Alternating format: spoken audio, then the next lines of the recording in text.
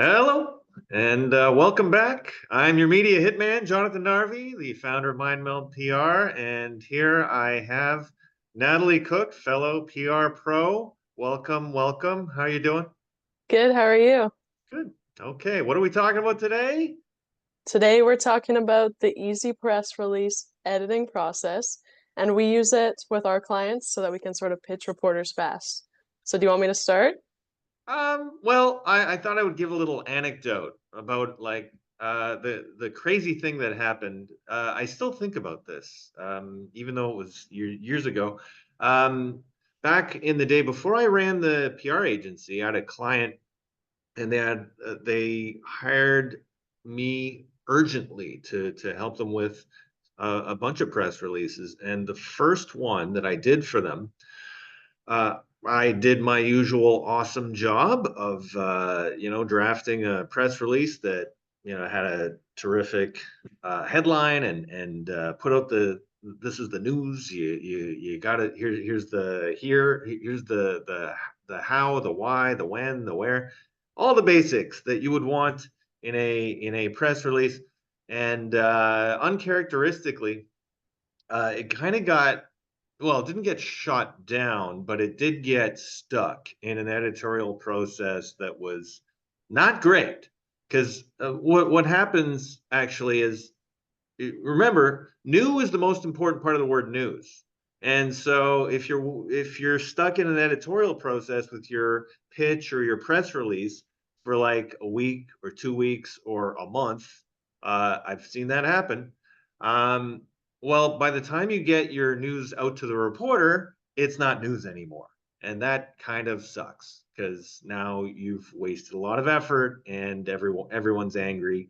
And actually, even the reporter is somewhat annoyed for you sending them a press release that has months old news. Like, why are you sending me this garbage? Anyway, why did this get stuck? Because I was typically used to dealing directly with a CEO or perhaps had a head of marketing, but they ran things a little differently. They wanted to run things through their head of legal. They wanted to run it through their CTO. They wanted to run it through their I think their CFO got to take a look at it. The COO got to take a look at it. I think there were actually 6, 7, or possibly even as many as 8 people involved. And by the way, they also had a very unusual process that they would add comments over each other, and also sometimes like one would take a document and copy it over to a new document and then make changes in that, while simultaneously there were changes going on in another document. One of them actually printed out, so they took a scan of the press release and then printed it out and then marked it up in red ink and then threw that in. By the end of it, I was dealing with like 7 different versions. It was just a nightmare, and that did not end well. So yeah, we have a different process. Maybe you could sort of enlighten our audience as to Yes. maybe a better way to work with, better way for your PR agency to work with your client when you actually have news you want to put out. Yes, absolutely. So it seems like gathering the information, that's fine. You got the who, what, where, why, when, and how. Most people learn that in primary school. That's not the issue. Normally, it's sort of when, like you said, there's too many cooks in the kitchen.